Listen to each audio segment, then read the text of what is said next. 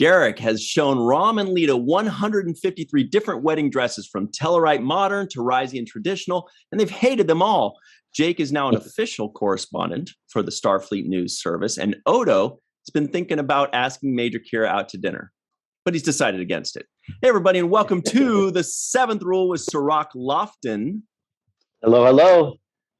Oh, my goodness. Okay, so today we're doing a review of Deep Space Nine, Season 5, Episode 26, Call to Arms, written by legends Ira Steven Behr and Robert Hewitt Wolfe, directed by Alan Croker. This was June 16, 1997. Alan Craker, thank you. It's a Nog episode. We're joined by Malissa Longo, and we're also joined by awesome, legendary writer, Robert Hewitt Wolfe. Woo! Yeah. All right. Good intro, man. I cannot contain myself, but I'll take it. All day, I've been thinking about this. When we were watching the episode, I don't know how you guys felt, but I was just like, oh my God, my mind is just exploding. And we're going to get to talk to Robert about it. And we have like 4 hours worth of questions for you. So everybody at home, put the kids to bed, put the parents to bed, put the spouses and partners to bed, the baby porcupines. It's party time. Let's have some fun. I'm done. That was good hype, though. I know. He's good at that. He's I'm really excited. good. Yeah. I'm out of my mind. I want you to be my hype man when I enter the octagon or whatever. Yeah. No, but he's actually right, because this is a season finale episode, and there is a whole lot of stuff crammed into it. Which just makes me say, I'm sure you guys were having fun when you were preparing for how much stuff you wanted to cram into this episode. Well, I mean, the truth is the A story is kind of like a slow burn, you know? Mm-hmm. In that it's like this ratcheting tension. The bad guys are coming, but they're not there yet, you know? And so we get to do a lot of personal stories, like all the stuff that Ryan just raised. It's interesting, like rewatching it. I actually forgot how much we managed to cram in, how much romance and weddings and like Jake becoming a reporter and having this conflict with his dad about it, and like Garrick and Zial. There's a lot of life in the show that isn't about the A story, or that is more vivid because the A story is coming. In other words, like it's like the cherry blossom thing, right? It's like, Rom is concerned about where he's going to put Lita's clothes. Yeah. It's the most ridiculous thing ever, because spoiler alert, like they're not going to have quarters in a minute, you know? There's much bigger problems coming. But the idea of the episode is kind of like, it's about the cherry blossoms, which are beautiful because they only exist for a few weeks and then they're gone. And the idea here is that these relationships are like more precious because we know that something's coming that could potentially upend all of them.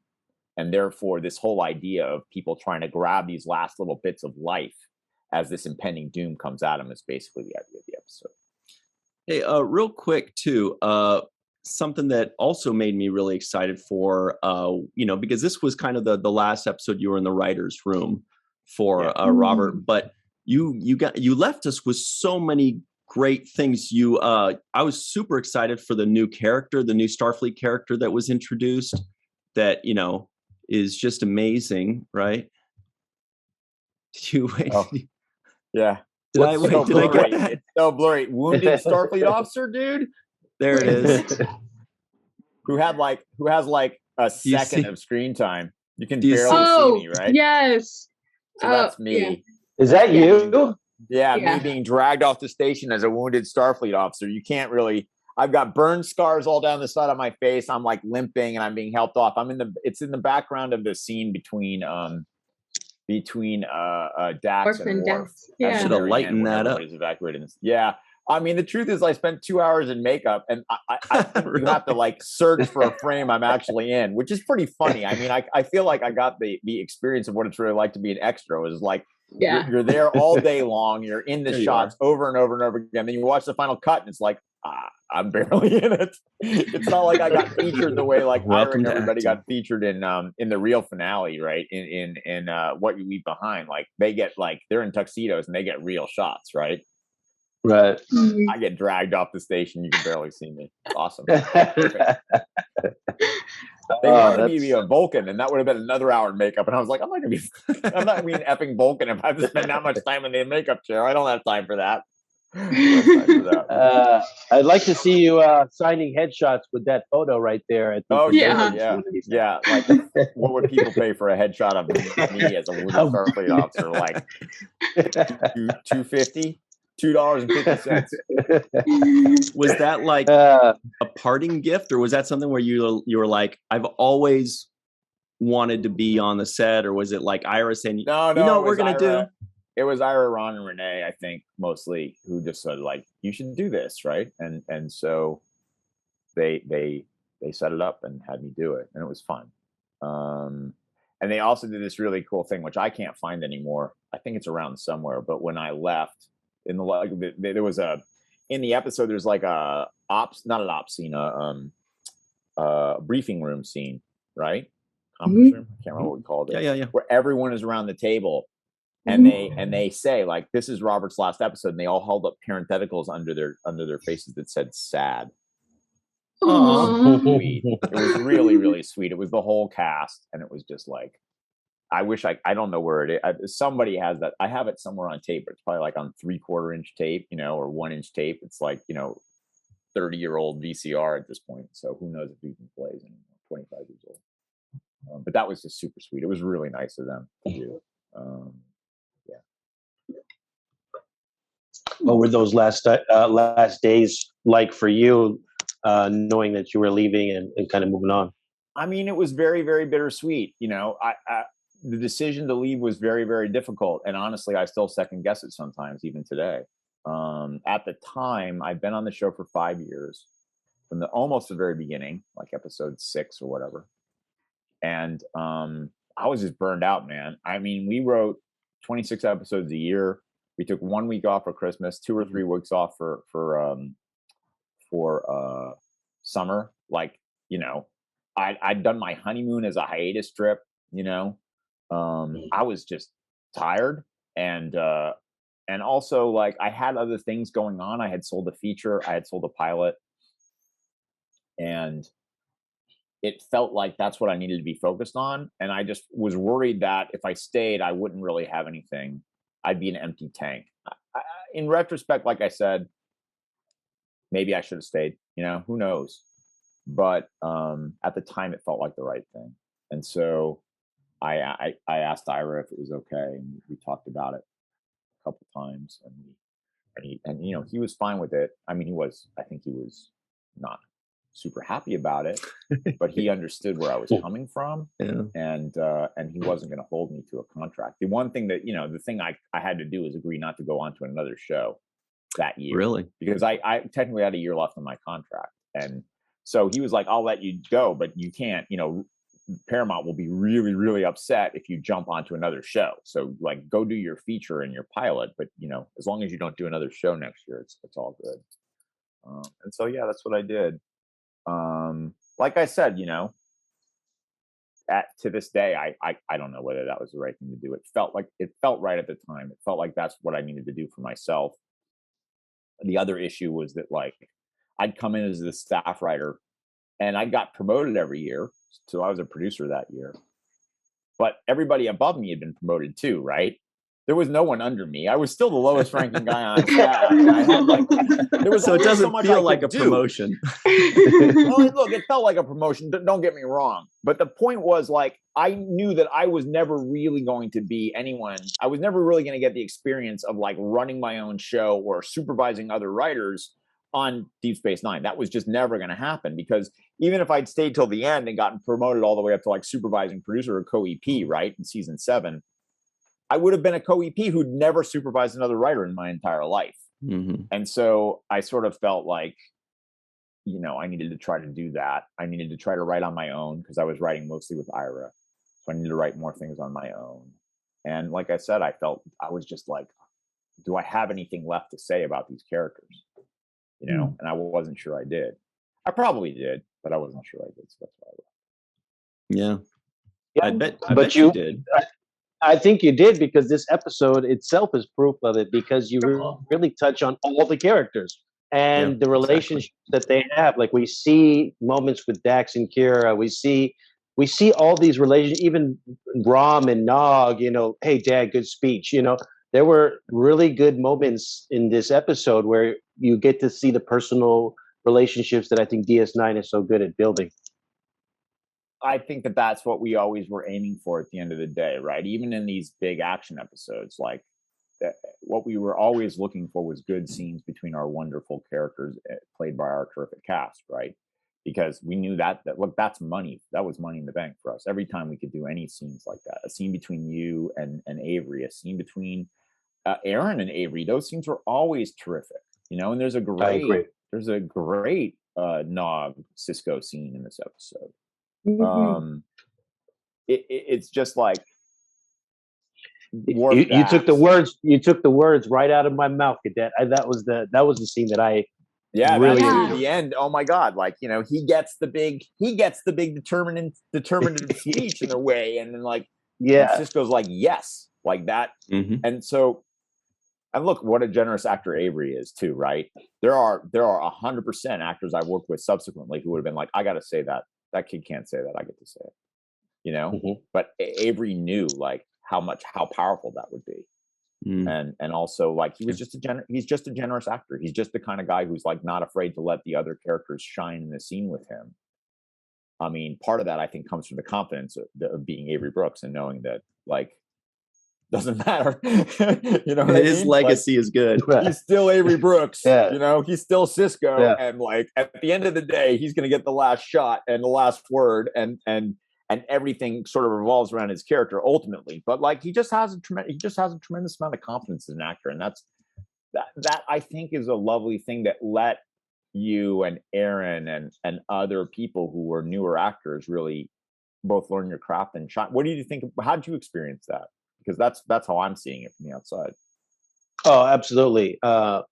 Avery really taught me while we were working at the same time. So it was like on the job training. You know, whether it was to make sure that my face got more camera, you know, make sure, you know, find the camera. He would say that all the time, find the camera, make sure you can feel the lens on you.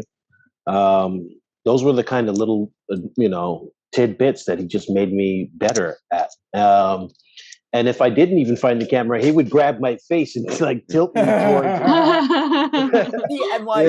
and like, look, like I've worked with some wonderful, wonderful actors, you know, I don't know if I've ever, I've had some terrific experiences, but like, again, the cast of Deep Space Nine was spectacular, but like it is what you just said is such a rarity and a number one on the call sheet. You know what I mean? Like there are a lot of people who are like, I don't give a crap if that kid can find his camera. I don't care if he gets a good shot. Because if he doesn't get a good shot, I get the shot. If he doesn't deliver the moment, I get to deliver the moment. And like, there are just actors for whom that's the game, you know? They're like, I'm going to win the scene, you know? And Avery, maybe because of the jazz background, like understood that you're not trying to win the scene. You're trying to play together in a really interesting and fun and surprising way. And I think that ethos really informed the entire series. It just is how the show look. Everyone takes their cue from the start of the show, whether that's acknowledged or not, or even people are thinking about it or not. However, that number one on the call sheet behaves is like that's the captain of the team, and everybody can kind of take their cues from that. And I think it infused the entire acting experience on set. It was spectacular. You know, real quick, that's a really interesting point that I hadn't thought about actors and kind of saying, well, if the other actor in the scene isn't doing something great, then I'm going to get that scene. And a lot of times, I mean, the bottom line is in the editing bay, the editors and the directors are looking for performance. They're going to take the take you do 15 takes. They're going to do the take where has the best performance. If they've got two people talking and one person's got just this they're not even talking, but they've got this amazing look or this amazing performance. That's sometimes we wonder, like, why is it showing the person's face who's not talking? It's because they are killing it for the screen. And that's something I hadn't thought before, where you're right, there could be that competitiveness where they're like, if this person's not giving a good, performance, then that means the editor or the director is going to find me, in the final cut. Look, there are actors who will sabotage the other people in the scene on purpose. Yes. They will make you can speak to that, I'm sure, but the fact of the matter is, when the camera is faced at the actor who's on camera and the person is off camera, the off-camera actor, in many times, in the person who's very selfish, may not deliver a good performance so that you can react to it. And those are the kind of actors that don't want you to have any shine or camera time. And the ones that are selfless will give you the performance, either way, whether it's on them or not. I worked with a leading man who wouldn't even show up for that. They would do all his coverage. And by the way, it's absolutely not Avery. It's absolutely not Johnny Lee Miller, who was there all the time, right? But they would just split. When it was time for coverage, they would leave, and their body double would do the over the shoulders, and the script supervisor would read the lines, And that is awful. It's awful, right? Yeah. It's a horrible thing because it just undermines the performance of everybody else. And like I said, that same actor would have taken that Nog speech. He would have just been like, I'm the captain, give me the speech, And so one of the things that always strikes me watching these episodes, and I think I've talked about it before, is just how generous and how much teamwork there was among the main cast and the supporting too, right? But everybody just gamers, like coming correct and working to make each other great and working to make themselves great and working to make the best show possible, because they understood that the rising tide raises all boats, or they understood that this is jazz that we're playing together, or whatever the vibe was. Because like I said, as you guys know, as I've said before, we weren't on set all that much, but you can see it in the work, right? You can see it when you watch it. It's just apparent. And so it was lovely to watch the episode and just like see all that. Something that I appreciated all over again, Yeah. I was going to say, you can definitely see it in the work. You can see everybody's commitment to each other and to the story, and because it's the only way to make it believable, to have everyone involved exist in this world, in this environment. And if somebody, says, okay, I've done my coverage, I'm out, that just drops the ball on the whole world and the work that you're putting out there. And it's unfortunate when people do that, because it sabotages not just the other actors' work, but the entire work of everyone else who is putting so much into creating these stories. Yeah, and like one of the things that teamwork let happen is Lita gets to shine, Nog gets to shine, Ram gets to shine, Dukat, Wayoon, they get to shine. Like Damar is barely a character in this, but eventually he gets his time too, right? And everybody is part of the family. Everybody is able to have the best foot forward. They all showed tremendous faith in the scripts too. There's stuff when you're watching it, like I'm understanding like the faith it takes for Max to play some of those ROM scenes as goofy as he plays them in an episode like this, and know that it will work. Like when he's talking about when they're doing the mine scene and he's talking about the closets and like all that stuff, or when he comes back and he's like, I'm a spy for the Federation, like don't tell anyone, brother, but I'm a spy. And he's and Quark's line like, oh God, Starfleet is even more desperate than I thought. Yeah, exactly. Yeah. But it allows those lovely moments, which are such an important part of Deep Space Nine. They're probably the things I'm most proud of, is like all these surprise. Like, look, I think the action sequences in this are really good. The Starfleet battles are fun. The tension is good. I think all that stuff works. But like the things I'm most proud of when I watch this episode again are like Worf and Dax and here's something to come back for. It's the baseball. It's those like little character moments that I just like look at and I'm like, man, we were doing really good work. You know, really good work. As opposed to the battle stuff is all great, well and great, but you have to have something to fight for. Otherwise, the battles are meaningless. So this is why it's so important that all of this other stuff be touched upon, because otherwise it's just a battle and then who cares? Yeah. Yeah. I mean, look, there are characters I wish we could have seen in the episode even too, right? We did have to make some choices, like Keiko's not in it, you know, and I think that and Molly aren't. But she gets a NAM. Yeah. A non-appearance mention. Yes, but you know what I mean? It's like, that would have been nice to see, you know? But we did what we did our very best. It's a very chock full episode. So it was just one of those things where it's like,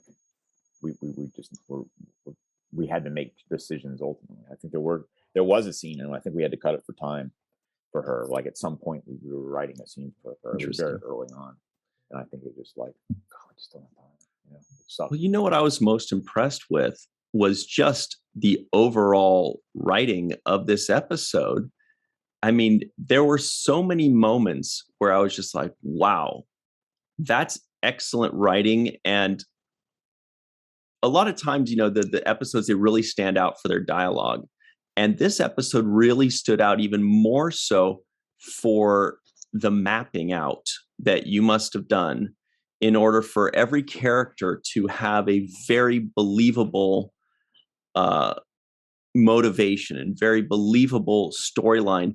Like, it feels like one of the hardest things in screenwriting is, you know, that this character needs to be here or needs to go here. This is the end point.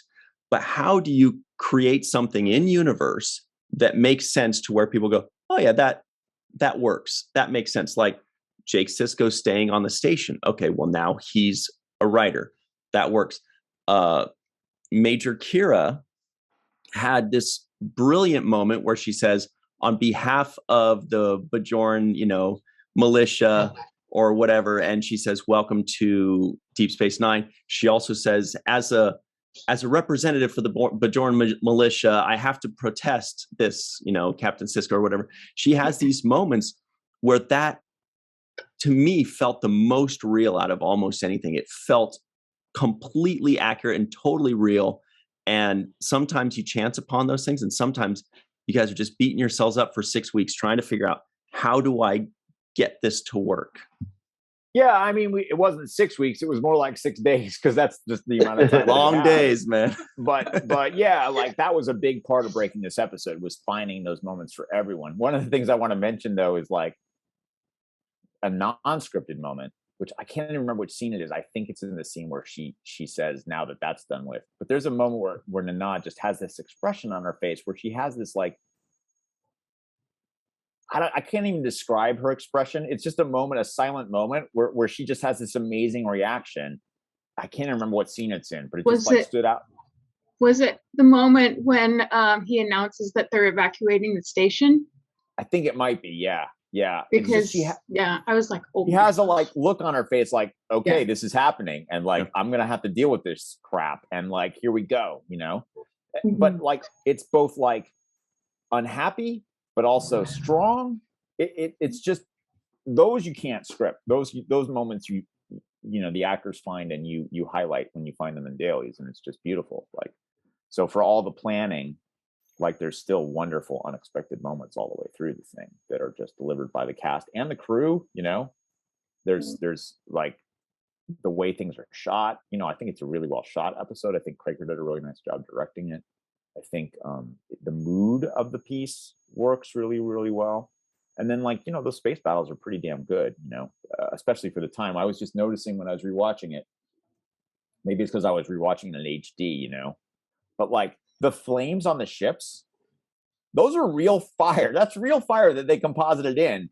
So, you know, like they were setting stuff on fire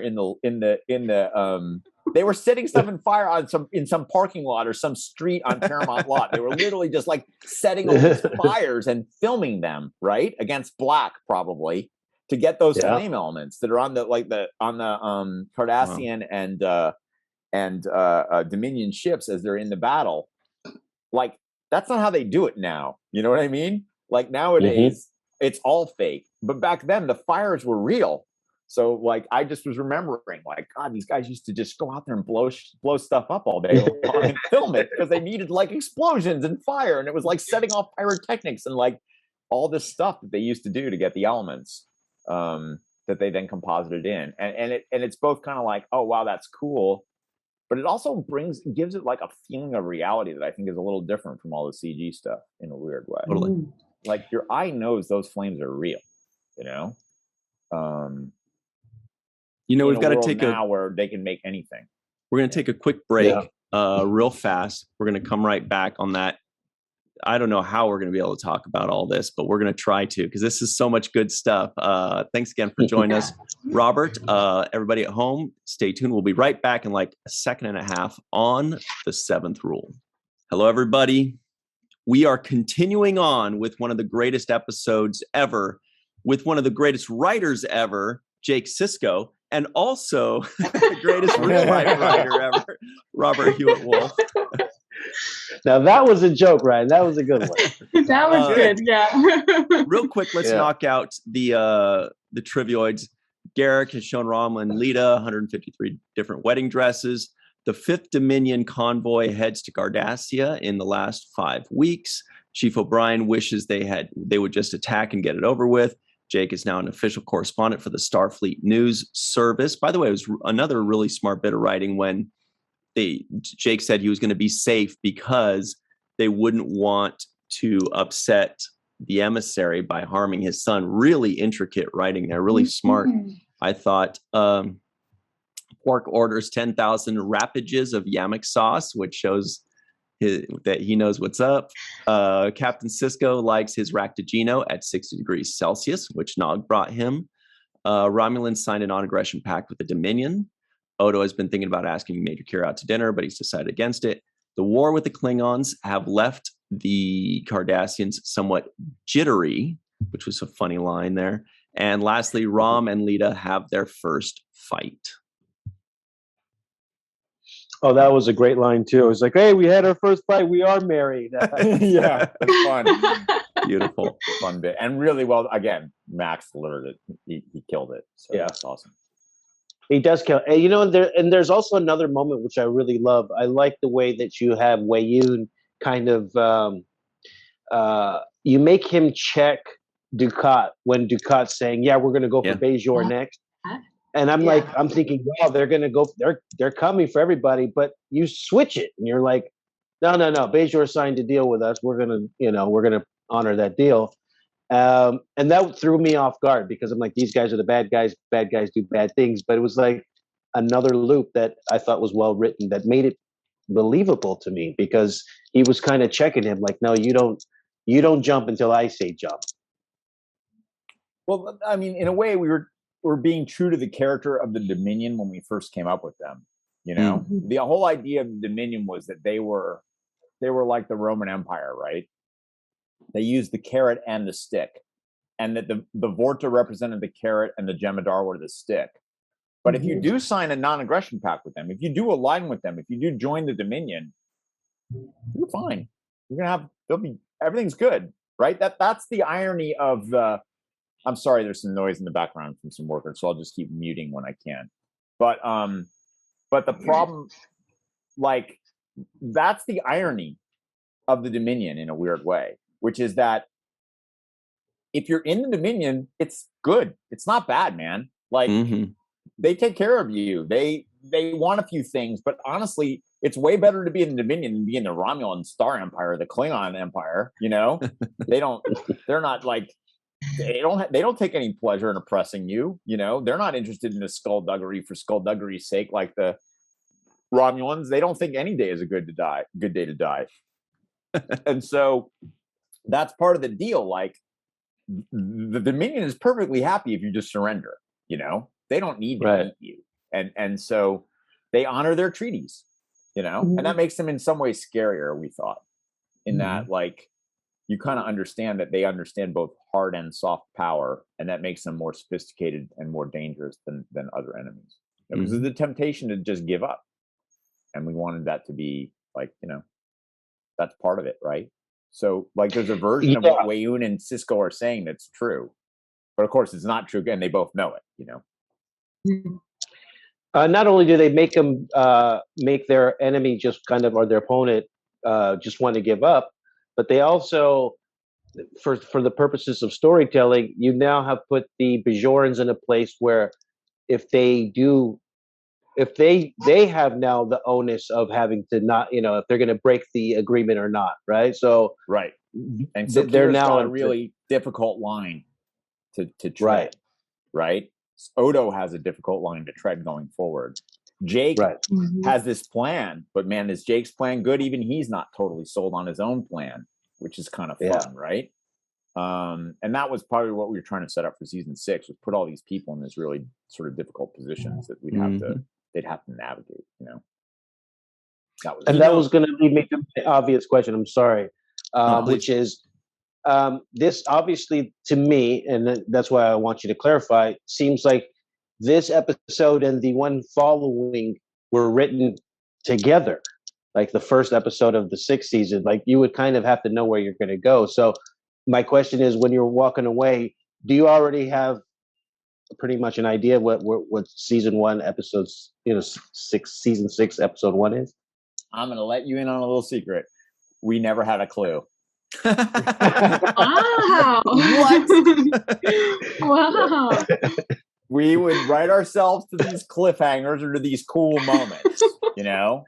That was the thing. And they were never really true cliffhangers, right? We never wrote ourselves an honest to God cliffhanger in the entire time the show went on, right? What we created was what we like to call like sort of pregnant moments.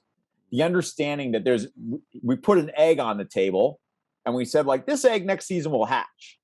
We don't say when, we don't promise you anything, just like, here it is. See you next season.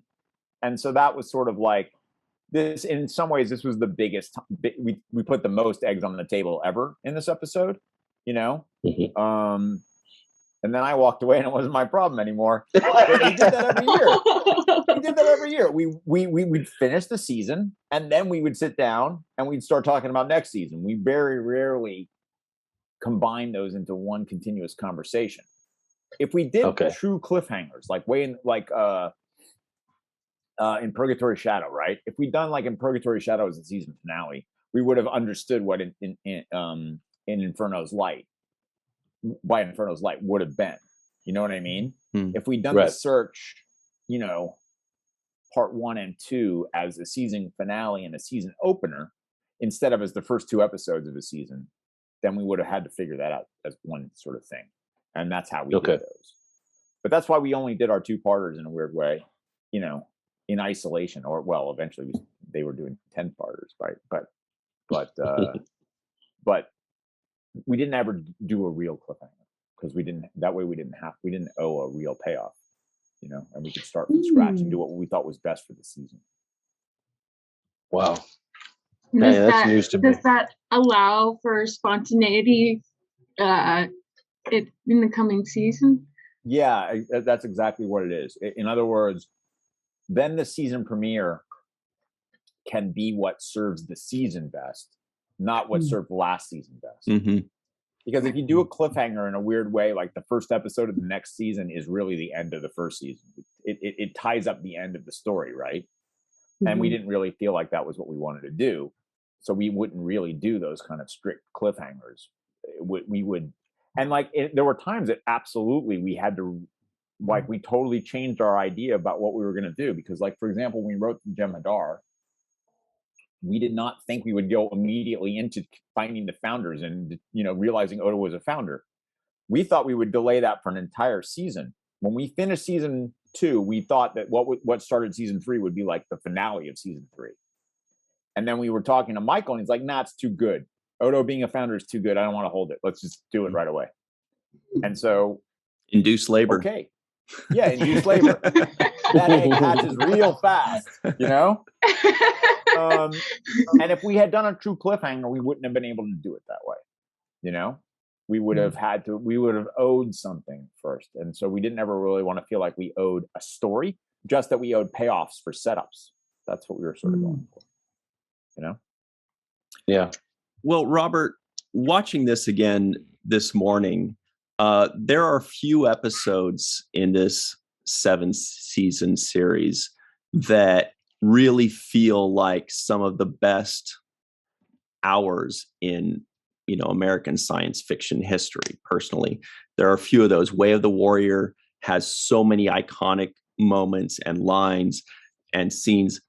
This one also has that feel to where I'm watching it. I'm like, I almost feel like I'm watching, history in, like actual science fiction history of basically a perfect television episode, a perfect hour of science fiction writing and acting, of course, like when Mark Alimo with Gul Dukat says, well, by all means, fire, whatever. I mean, that I had to watch that 5 times because it was so beautifully done. But also, especially the writing. And I wondered, like, at that moment or in the subsequent decades since then, have you ever looked back and just with like pride, knowing that many people must feel this way, including possibly yourself, that you've written, kind of the gold standard a lot of times, including in this episode? It's not the perfect episode, and the evidence of it is right behind you, which is my biggest regret from the episode, which is those stupid things on their shoulders. What things? They look terrible. That was a huge mistake. We shouldn't have gone for that. It was distracting and stupid. But no, in all seriousness, I mean, I think every once in a while in a career, you get the opportunity to write an episode like this, and when the stars align, you deliver it really, really well. And obviously, like writing with Ira, that became more likely because, I mean, Ira's an amazing writer. So anything that's in this look is a team, it's a team sport in the writer's room too, right? So lots of credit to Renee and Ron and Hans too. But yeah, I mean, looking back, watching it again, I was like, oh man, this is like, because I hadn't seen it in a few years at least.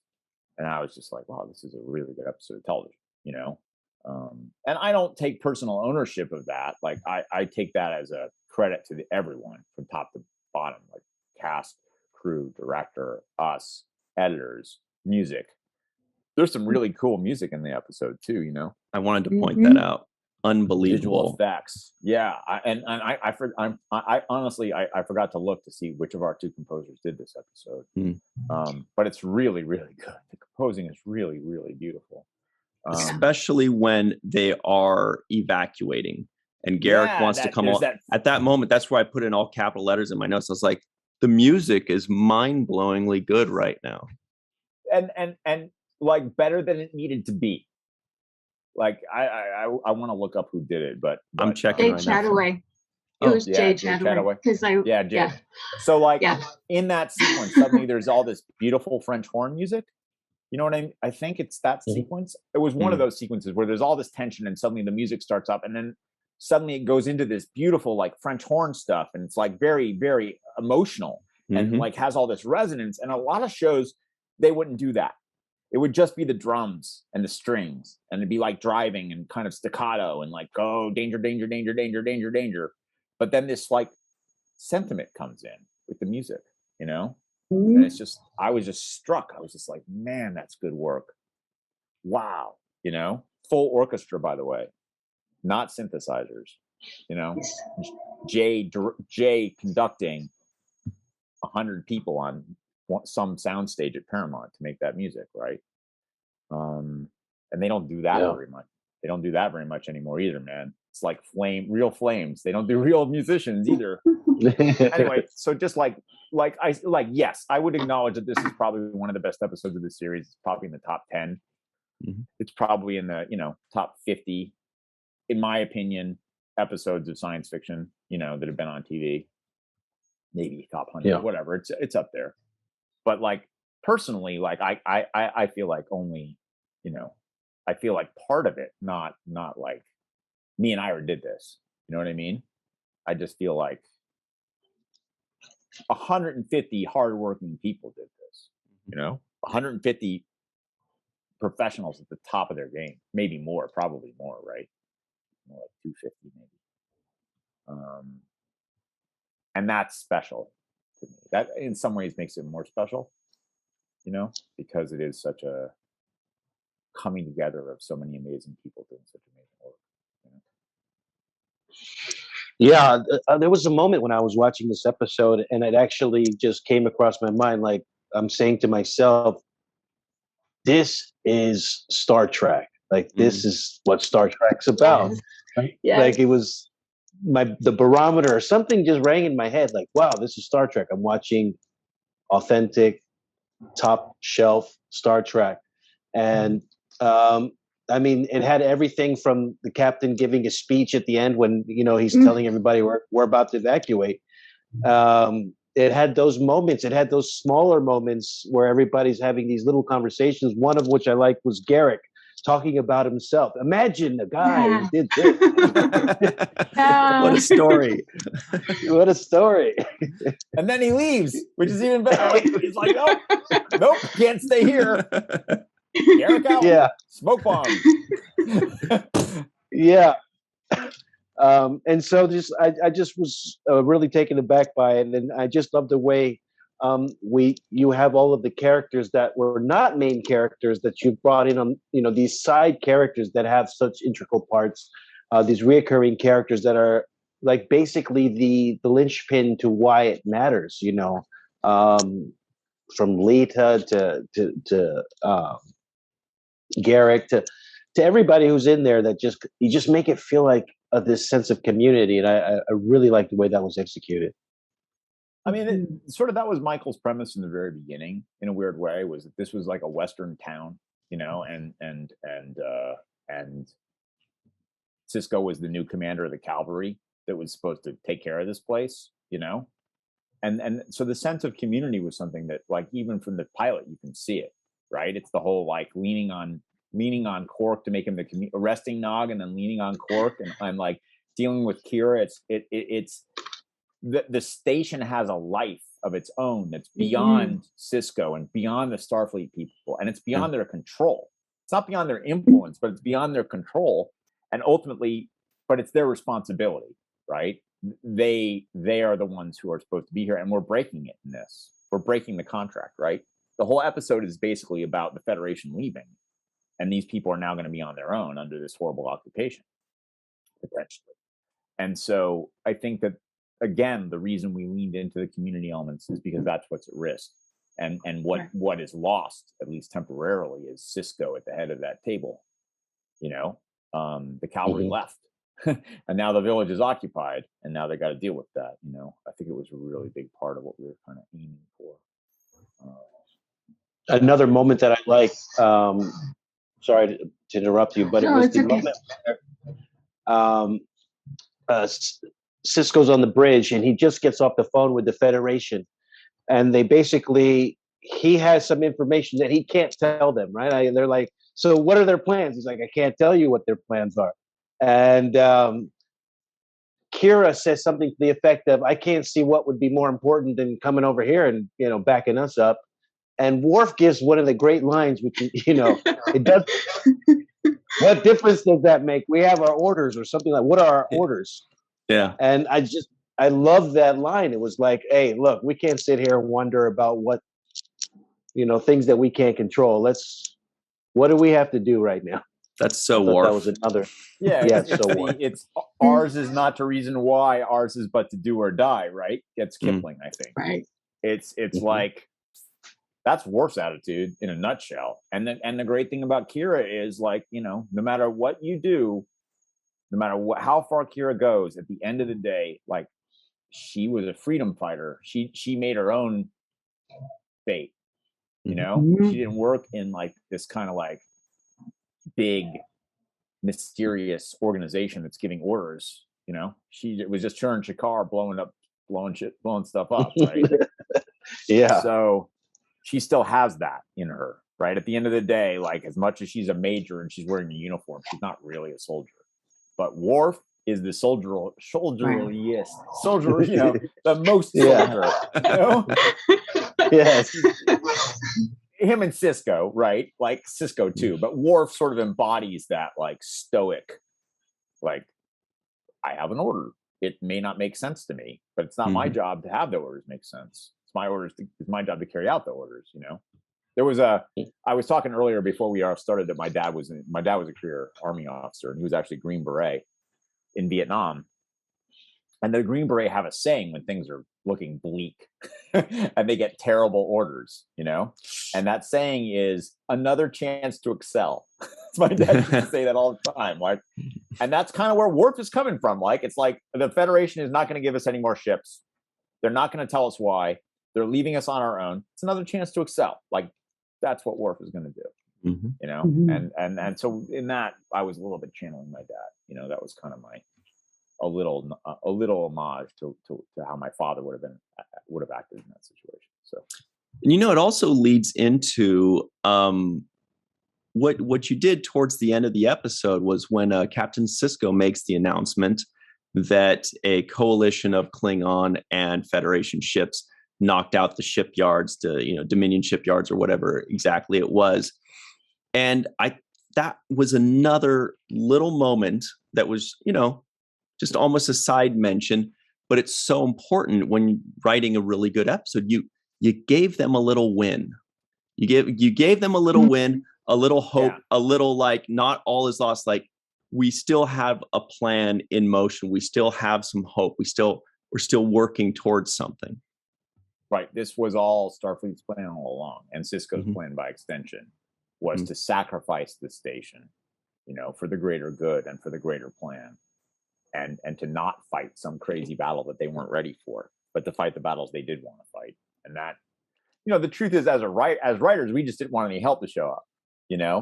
We wanted the station to be on its own because obviously that's maximum drama. But to do that, you have to think, like, in the real world, why would they leave this station like this? Why would they just leave them out to dry, right?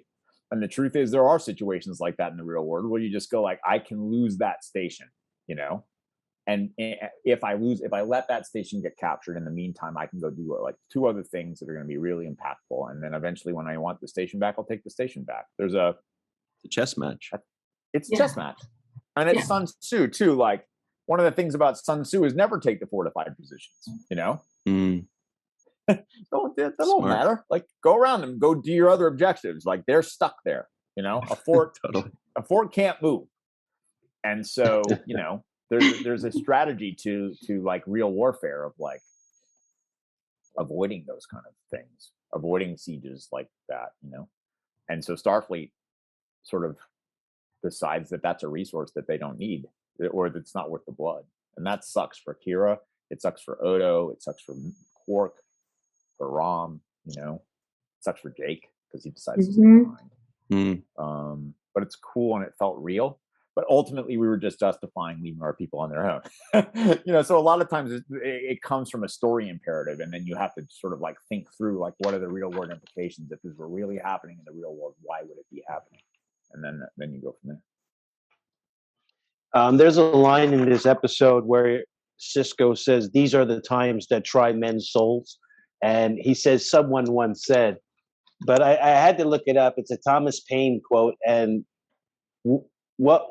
whose idea was to throw that in there? Because I did like the quote and actually had to research it. Wow, man, I can't remember anymore, to be honest. It's been too long. Okay. We would do little things like that. I mean, there's other kind of like, Rom almost gives the Casablanca speech, the Hill of Beans speech. Yeah. He talks about how the love of 2 people is just part of a tapestry of greater events. It's kind of what we want is a hill of beans, right? It doesn't amount to a hill of beans. So we were always throwing stuff like that in, or looking for cool moments to do stuff like that. And I have no idea whether it was me or Ira or one of the guys suggested it in the break or whatever, or suggested it as a note. I don't remember anymore. That's why at some point it just becomes a giant team sport, right? Because especially like 24 years from ahead, right? 24 years ago, this was? Yeah, 24. Yeah, 24 years ago. So, like, I mean, hopefully there are people watching this who are younger than that. It's just, it all becomes like a thing we all did together, and it's really hard to assign credit or blame. Yeah. I don't know whose fault those terrible things on the shoulders are. That might have been my idea, and then the crew executed it the best they could, and it wasn't so great. Another moment I really enjoyed in this was when Rom and Quark were having their brother moment, and Rom says, I stayed behind to protect you, brother. And I love Quark's response. It was like, yeah, like I said, you're an idiot. Then he gives and him a then kiss the kiss on the head. That kiss is so good. Brilliant. The kiss is so Brilliant. good. Yeah. And I do not remember if we scripted that. I bet we didn't. That was my question. I'll bet you money that was Armin. I bet that was Armin. And it's brilliant. It's so great. So brilliant. Especially because he's been giving him nothing but crap this entire episode about his wedding. He says it's going to last 2 months. He's a sarcastic jerk at the wedding. He sort of gives him a pat on the shoulders, but it's just like you can tell it, like he's not feeling it. Then he gives him that kiss, and it's just like he loves it reveals. His brother. It's so beautiful. It tells you everything you need to know about these two guys. Mm-hmm. I love Star Trek always has heart. I said, oof, I'm sure that was Armin. You know, God, we'll have to ask him. So we've got about 1 minute left. So real quick. By the way, the Thomas Paine thing, if Dr. Anne Marie Segal is in the free-for-all, she can tell us about the Thomas Paine quote, because she said it was written in the 1700s and at a place that is now a piano bar that she frequents in Manhattan. So, and it's named after, Crisis, whatever, anyway. So so she's actually mentioned that was written there.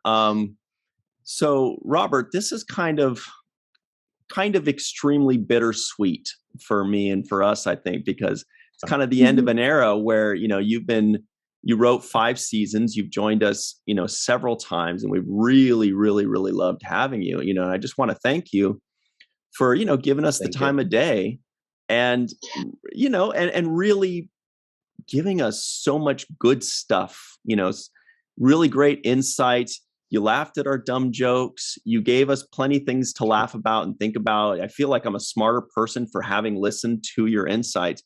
And it's just been like a really great ride. And I hope you can come back and join us. You've got like an episode you wrote like in the seventh season or something like that. Yeah. No, look, I love hanging out with you guys and talking. Obviously, I've said this before. It's also like, I feel like I owe the show and the fans so much, it's the basis of my entire career, and the fact that people still watch it and still love it. I still cash the checks, So look, it feels like coming back home, in a way. Again, it's like, Cirroc and I were like teammates in this giant team, and he played offense and I played defense, so we were never in the locker room at the same time. We're talking to each other about plays, but nonetheless, we went through something together, And I think I value that tremendously, and I think what you guys do is great. I love what you guys do. I love that you bring in Melissa. I obviously I miss Aron dearly. So it's been my honor to be able to hang out with you guys. And I'd love to build the fire when we get there. And if there's any time you want to, grab me for some sort of off episode topic, I'm happy to do it, because I just feel like, it's family, and not just you guys, but also, and the crew and the cast and all that, when I get to interact with them here, but also, the fans, if no one watched it, then it would just be a tree falling in the forest, right? So thanks to everybody who watches it and is still watching it, and thanks to the people who are watching it for the first time, thanks for appreciating what we did. It means a lot. Yeah. Thank you, Robert. You killed it, man. And I wish you did stay all the way, because we'd have more to talk about. And you're so insightful, and your wisdom, your experience. It's just it's great to see you grow on the and with the show. I grew up on this show too, the same way you did, man. Yeah, I learned my trade on this show the same way you did. Yeah. I was learning from Avery, and you were learning from Ira and Michael Pillar. And Michael Pillar, Yeah. And like Pete Fields and, Hans too, Ron and Renee and I almost sort of came up together, so we were more peers, but But boy, we were so lucky, you and me, to have such mentors. Now, 20 something years later, looking back, I really appreciate how lucky we were. You really appreciate it. Yeah. When you work with people and you realize not everybody's so generous, not everybody's so, and you only learn that after you move on and you start to work with other people. Then you realize how good you had it. 100%. 100%. I mean, look, like Ira let my name be first in the credits sometimes when we were ampersand. Every other episode after a while, we switched back and forth. Like, I wondered about that. Yeah. He didn't have to do that. That was just like saying, like, as writers, we're equal contributors. It's not like, but he didn't have to do that. That's incredibly generous. And that is not done very often. Forget about the fact that the head writer is writing with the lowest ranking writer on staff and doing, 30 something episodes together, which is also not done, and how generous he was with that. But to give me that kind of credit and spotlight, it's the same thing we were talking about with Avery. He wanted me to find the camera, and he put my freaking face in the right place if I didn't do it myself. Right. Yeah, exactly that. Beautiful person. Mm-hmm. Both of them, man. Amen. Thank you, guys. Well, live long and prosper. Thank you very much. Wish we could do this forever. But yeah, thank you so much. Everybody at home, stick around. We got the free for all next. Don't forget to follow Robert Hewitt Wolfe on Twitter. He is one of the best follows on Twitter. Instagram, but no, I'm just kidding. I don't know if you're on Instagram. I'll never post on Instagram. Okay, I don't take a lot of pictures. Anyway, but TikTok, check them out. Thank you so much, Robert. Everybody stick around. We'll be right back on the 7th Rule. Hello, everybody. Welcome back to the 7th Rule. This is the free-for-all. We've got Cirroc, Lofton, and Malissa Longo dominating in the paint. The basketball. That's a basketball. Eve's like, I hate these guys. We've got Eve England out in Wales. We've got Grandpa One out in space. Love it. TJ Jackson-Bey out in Missouri. Homer Freezy out somewhere in New Yeezy. Okay. Something we forgot to mention, and by we, I mean me. I forgot to mention earlier in our recording of this episode that there was, beyond just meeting, Robert Hewitt Wolfe's new character that he portrayed and that we never saw again, we also saw that Worf is not the only Klingon in Starfleet. There is another Klingon in Starfleet that I didn't know about. And should we tease it for the end of the free-for-all, or should we just say it right now? Does anybody know about the Klingon? Right, there is a Klingon in Starfleet that I saw in this episode. And not just that, it is a Discovery Klingon. It is a Star Trek Discovery Klingon. Was it during this speech? Well, I guess we're about to find out, aren't we? Okay, here we go.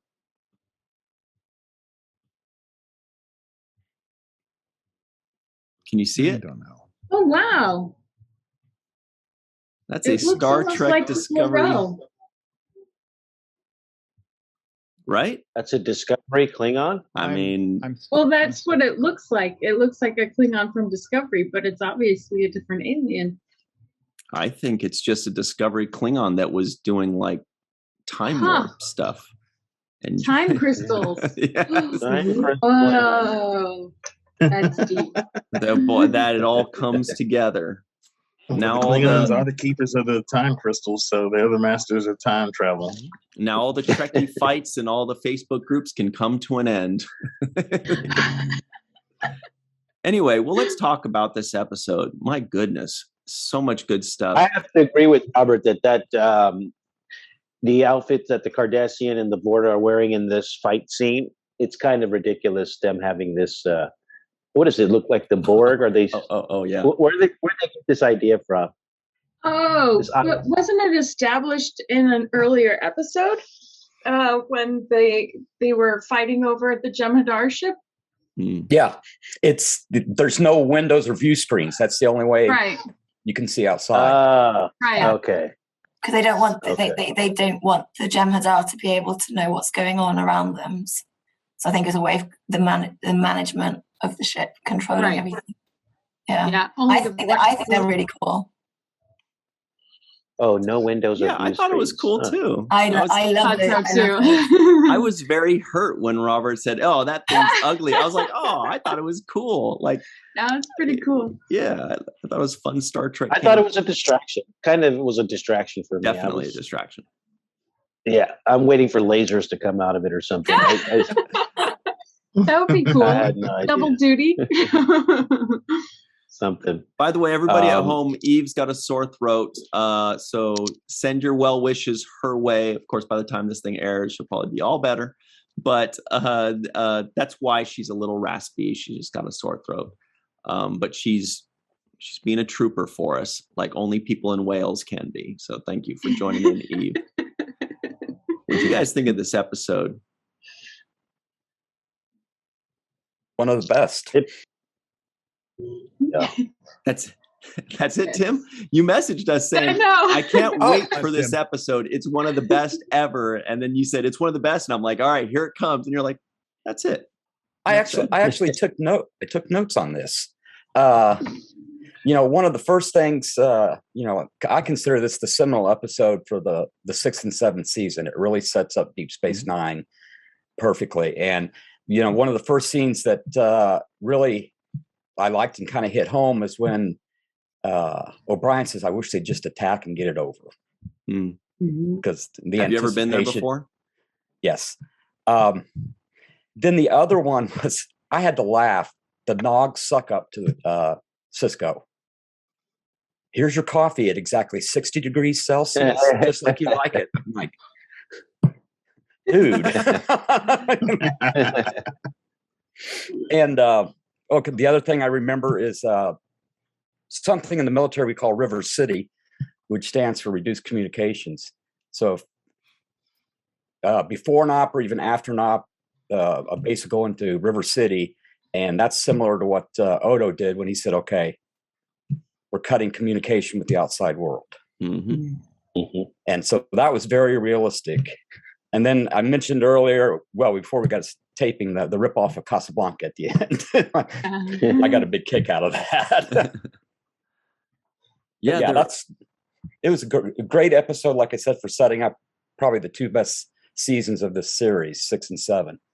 So, yeah, there are a lot of points when I was watching this. I thought of you, Tim, because Robert was saying his dad was a Green Beret, and so that's probably where a lot of like the military information comes from. But it seems very realistic. But people like me, we're just guessing. We're like, that looks realistic, but I have no idea if it really is. In Deep Space Nine, the only really unrealistic thing is how many times Sisko disobeys a direct order. Don't watch Discovery. Don't watch Discovery. You're going to be very upset. But that's the only thing. It's like, okay, once or twice you get by with it, but then it's like, but then they also stuck him in an outpost in the middle of nowhere. So that's but yeah. Yeah. Actually, don't watch original series either. Didn't Kirk do that a lot too? He was very naughty. What do you think, TJ? Any thoughts on this awesome episode? I think if you disobey orders, you just better win. Is the way it goes. Just better win. If you don't win, then you're in trouble for real. Yeah. Oh, this is one of my favorite episodes. And, I agree with the sentiment. I was earlier trying to determine which season I like the best between 6 and 7. And I'm kind of leaning towards 6, but there's a lot of good stuff in season 7 too. But this is a great episode. I remember being shocked when it first aired, like, oh my God, they left. Like they kind of lost. And that was, before I knew the side of the story of what the rest of the fleet was doing and all of that. But my favorite scene is the one between Sisko and Wei Yun before, the battle even starts, when they're, kind of blowing each other up, fluffing each other. Oh, we're going to be, good buddies. And this was such a good talk. And in the very next second, he's like, they're going to attack. Like they're coming right now. Like I know it. We were just, both of us were just, trying to placate the other one, and neither one of us bought it. So let's get ready. Yes, that was really good. Favorite scenes ever. Yeah. Yeah, we didn't touch on that at all, Cirroc. That was really no, we didn't. I didn't. I wrote it down in my notes, and TJ, I have to agree with you. That was one of the best scenes. And I wrote in my notes that Wei Yun isn't playing. Like, he's serious right now. I think it was the first time we saw a stern Wei Yun. Like, let me be clear. You have to remove those minds. Sisko's like, no. Yeah, but then when Sisko said no, he changed his tone a bit. Then he goes back into the charming Wei Yun guy. But in the beginning, he starts off serious. Like, I was like, whoa, this dude is not playing. And that was the most serious we had seen him up until this point. So he starts off, he's like, there's only two things that you can do. Either disarm the minds, or we'll take over and disarm them ourselves. And I believed him when he said that. That was truthful. And obviously Sisko believed him when he said that, because that's all he walked away with. All that other stuff about the children are starving. And did you know the children were starving? Oh yeah, the jittery Cardassians. Oh, the jittery. Yeah, he goes, the Cardassians are, don't tell, I know, jittery.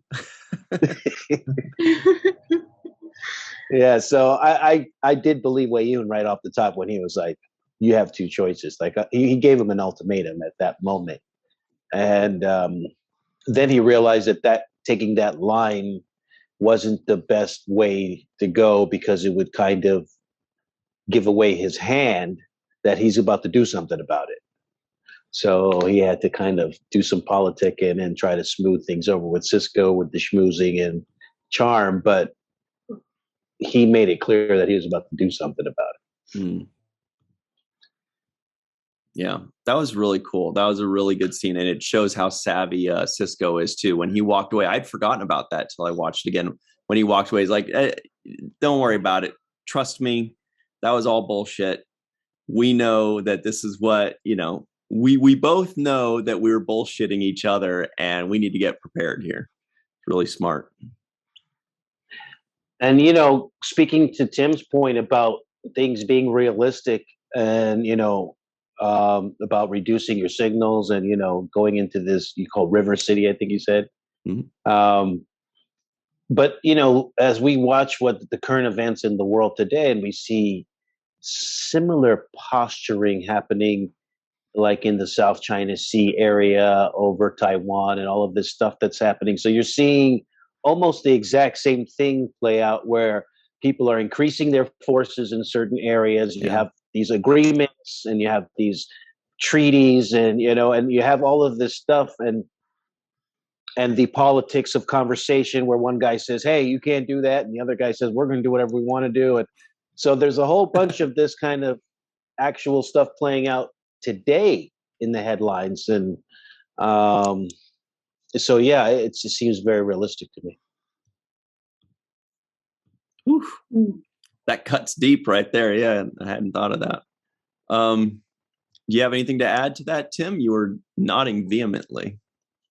Well, I was going to say, when you were talking about, we talked about Bajor, or, the episode Bajor did the non-aggression pact. Bajor. A few years ago, there was an issue where Australia might side with do a non-aggression pact with China, because they didn't want to get stuck in the middle of a U.S. and China. And they're like, we're the little guy and you're the big bullies, and we're just going to stay out of it. And it was a shock when some people had proposed that, because of the relationship U.S. and Australia have had over the years. But like Australia pointed out, we're just a small little country compared to you guys. But that's very similar to what, when was the Romulans signed the non-aggression. They're like, we're going to just stay out of this. My name's Paul, and this is between y'all, is what they were saying. And that's my name is Bennett, and I ain't in it. and I ain't in it. And when we were talking with Robert about this episode, one of the things that he made the equivalence of was the dominion to the Roman Empire. And he said, like, the Roman Empire would go and conquer, and as long as you bow down and kiss the ring, then you're protected. We won't invade you, won't slaughter you. We don't want to fight you. And the Dominion are kind of the same way. Like, just bow down, kiss the ring, admit that we're greater than you, and you don't have to worry about any aggression from us. So a lot of similarities there. Which is why it makes that scene between Wei-Yun and Sisko even more interesting, is because Wei-Yun is probably used to having people say, bend, if I tell you to bend over, you're going to bend over. Easy. But Sisko is not. Bend the knee. I don't think Wei-Yun, he's trying to have his Wei-Yun with him, huh? Wei-Yun. That's the first thing about Brian. No agonizer for that one. Don't encourage more. No encouragement. Let's I think we've warmed up properly for Homer. Okay. Thank you. I don't know how to follow that up, but I have a NAM and then a trivioid. So Marie Segal couldn't join us today, but NAM she mentioned to me. Yeah, she mentioned to me another quote that was there, and it was Sisko voiceover as the evacuation was taking place, and it was Thomas Paine. Mm-hmm. These are the times that try men's souls.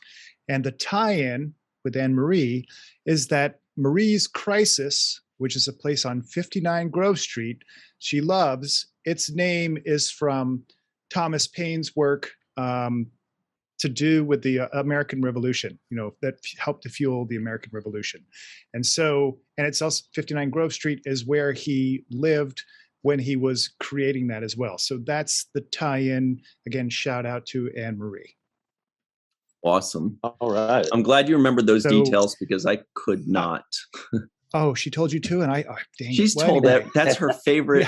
She was always talking about Marie's Crisis, and I still don't really understand the name or it's so complicated. Yeah. So it was a Marie purchased that location, and she decided to go with her name and Crisis. Mm-hmm. Right. That's the very short version. The quote comes from The American Crisis, which was published by Thomas Paine. So there goes the crisis similarity there. Exactly right. Other than that, I just want to add one bit about this further development of the relationship between Kira and Odo. It's clear that Odo was like, we've got a lot going on. We've got to set this aside for now. I was going to ask you to dinner, but maybe we'll just focus on this, this coming up invasion and all this other stuff. And he's like, I feel better already. So I liked it. Yeah. Mm-hmm. I liked it too. I thought it was a good moment. Yeah. Well, and actually, just to piggyback on that really quick, Homer, not only was it a good moment, but it's a clever way to ask her out, right? It's like you're asking her out, but you're not. Totally. Yeah. I thought that was a preemptive strike. It's like, I could ask you out for dinner, but just in case you might say no, I'm not going to ask you. And I've got this excuse of an oncoming war. And the war's over. If we survive, maybe we'll revisit this. So it was a perfect. He's like, unless we wanted me to. It's like he wrote himself all the outs. He set himself up for the future, and he didn't, and he avoided getting turned down because he kind of turned himself down. It was the best way to set yourself up in the future, and I'm going to have to use that. I got to use that. I got to use that a lot. I would ask you out, but I know that things. I would ask you out to dinner, but I'm actually busy tonight. Something like that. Bit more. It's kind of like when people. It's kind of like when people say, "Oh, nothing." I was just going to say, and then they say the thing that they're saying they're not going to say or whatever. And that kind of like I don't mean to be rude, but yeah, no offense. I'm about to be rude. Yeah. Nothing personal, but I'm about to say something personal about you. Right. I love the way Odo dealt with that. And there was also another moment that I thought where Odo and Garrick had a scene, and we were talking about being generous as actors, but I thought Odo was generous the way he was listening to Garrick kind of explain himself on the promenade. Odo was kind of seated with his head down like this. And it was just a way for him to, I felt like it was a way for him to say, okay, the stage is yours now, Mr. Robinson, and, do your thing and do your Garrick thing. And I thought that was kind of a generous kind of acting moment for Renee to, say the floor is yours to Garrick. Yeah, I hadn't thought of that. Yeah, it was like he was feeding him fat pitches. He was just kind of like feeding it to him, feeding him the lines. Right. And then he had that wonderful line. It's like, Odo said, "You'd shoot a man in the back," and he's like, "Yeah." Duh. What's your point? Yeah. And he even goes on. He says the whole, everybody on DS9 is going to regret that I didn't kill that guy. Like, it's not just me that regrets it, but all of y'all about to regret it in a second. A nice foreshadow. There's also another moment there where Garrick is in the Defiant and he says, "Oh yes, I'm just here in case you need a tailor or something." It's like, yeah. We're in the middle of a war. I just might get my suit altered and war torn shirts. You got to sew them up. Yeah, and I think it's interesting how Sisko and Rom switched sons. Yeah. Oh yeah. Yeah. Oh, very good observation. Good knowledge. Excellent knowledge. Yeah, I hadn't caught that. That's great. I hadn't thought of it like that, but yeah, they switch, and that's the other thing that makes it kind of interesting. Is the cliffhanger of this episode? It's like, well, half the people are gone, half the people are still on DS9. Even Quark kind of introduces himself. I think Kira comes up and says, "Yes, I'm the Bajoran ambassador to DS9. Welcome." And Quark says, "Yeah, and I am the, what does he say? Promenade Merchants Association." Yeah. Mm-hmm. Well, but sounds Sisko like a union. Yeah, but Sisko kind of put that title on him in the very first episode when he was trying to get Nog out of the brig. Yeah. And he didn't embrace it then, but he's definitely embracing it now. How very unquark-like to be like, I'm the representative of the union. What? Quark? Yeah, I wonder if he ever found his Yamok sauce, though. Yeah. Well, they dumped it, didn't they? Yeah, they were supposed to. That's too bad. And what is a Yamok? Yeah, we didn't get that answer. Yeah. Yeah. Did we ever? Does it say anywhere online? I don't know, but Mike McMahon, we need to know what a Yamok is. You're good at telling us. So look for it on Lower Decks. Yeah. I thought it was a llama and something else combined. I thought it was like a. Yeah. I mentioned it as some kind of camel-looking, llama-looking thing. Every time I think of it. That's kind of funny. What I envisioned. Yeah, I almost pictured it to be like some kind of burly animal too. Yeah. I kind of hope it's a plant. Out of it. It's a fern. That would be the greatest twist. What do you think, Homer? It's a fern. Yeah, I thought it was a vegetable type thing. Ooh, this is getting heated. Maybe it doesn't even have to be a particular plant or animal. It's like taco sauce or something. So Yamok is something else about the food. I wonder Here's if a it's twist. Like a sweet potato, like a Yamok. And an okra. Like a yucca. It might be, that's nice. It might be a location. It might be Yamok sauce, like French champagne. sauce, or Italian dressing. Yeah, like Rioja. Like From the champagne. Yamok district on Cardassia. They really haven't cleared Nope. this up for us. I just checked. It's literally a guess. I just checked, but who was it that mentioned Mike McMahon? That was me. Okay, dude, that is spot on. Mike McMahon should take this, as a mission for the third season and just be like, oh, we got 14 Yamoks coming in. And every Star Trek nerd will be like, what? Yeah, we're gonna like, look, you better show us. It was more like an HP sort, like a brown like HP, so it didn't really have nobody really knows what's in it, but it's just a brand or a type of sauce that everybody, everyone knows what HP sauce is, but nobody knows what's actually in it. Mystery sauce. It's some Is that Kardashian. the brown sauce they talk about? My friends talk about in England. Brown sauce. It's Houses of Parliament sauce. It's basically like a combination of ketchup and barbecue sauce. Brown sauce. Yeah. Wow. Dips your chips in it. This is crazy. That's right. So for your nobody chips. knows what Yamok sauce is. It could be anything. It could be a region. It could be a vegetable. It could be an animal. It could be a person. It was named after a person that created, Oh, could be. It could be like It's like Famous Amos. Yeah. Yeah. Like Chick-fil-A sauce. Okay. Yeah. We got to tweet Robert Hewitt Wolfe and be like, okay, just one more thing, Robert, in our best Columbo impression, and say, what? Just one more thing. What's a Yamok? Yeah. What the heck is a Yamok? Please, we could also ask, please. we could ask Una McCormack. She might know from her research. We're gonna Twitter storm. Yeah, she does like Kardashians. She does. Right. Okay. We'll see. We're gonna get to the bottom of something. Something.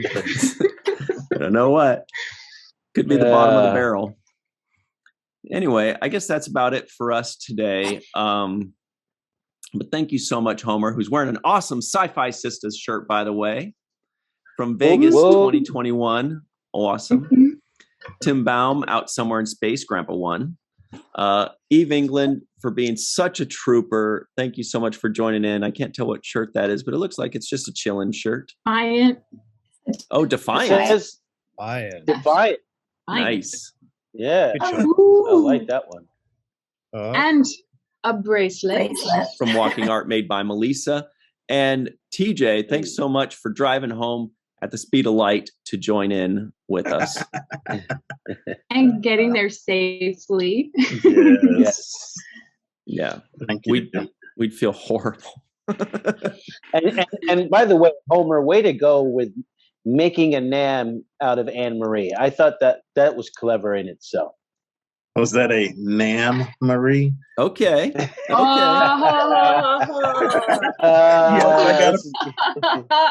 Yes. Ryan, you're rubbing off on all of us. Wow. It happens. It's very fun. It's contagious. Homer, I hope you don't get it. Did we? I am not. I'm quarantining just in case. Okay. Oh, also real quick, let me just do this real quick. Okay.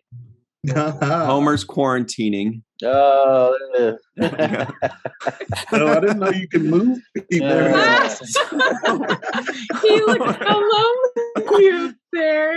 So Homer's quarantining, and the Nams of the day were Keiko, Molly, Kiriyoshi, and Ducat, a Nam for Ducat, and we had a Trekkian named Baduvian Tapestry when they were talking about the clothing that Lita would or would not be wearing for her wedding. Right. Oh gosh.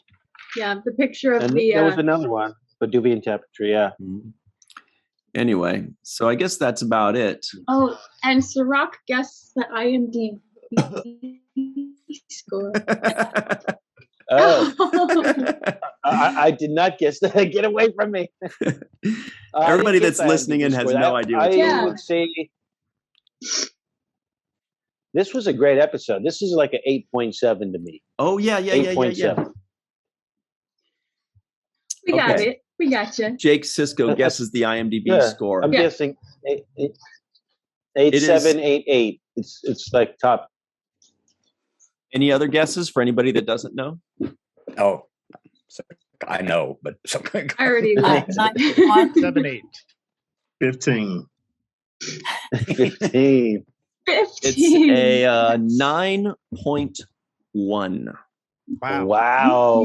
Big time. I want to know who didn't give it a 10 or a 9. Jeez. But that also reminds me of this real quick. We got a nitpick. It's time for the nitpick number 1. Here comes the tie. It's been a long time. It's been a long road. Okay. When you have a beautiful man making his acting debut like Robert Hewitt Wolfe, you show his face. There it is. Eve agrees. All right. Wow. All right. That's about it. Everybody at home, thank you so much for joining in. Cirroc, thank you so much for remembering what I had forgotten there. People tune in for Jake Sisko, but they tune in for Jake Sisko guess at the IMDb score, and Cirroc just saved the day again. So everybody, thank you so much for joining in. We'll see you again real soon, and always remember the 7th rule. Sorry, Homer. Homer's still way up there. See ya, Homer.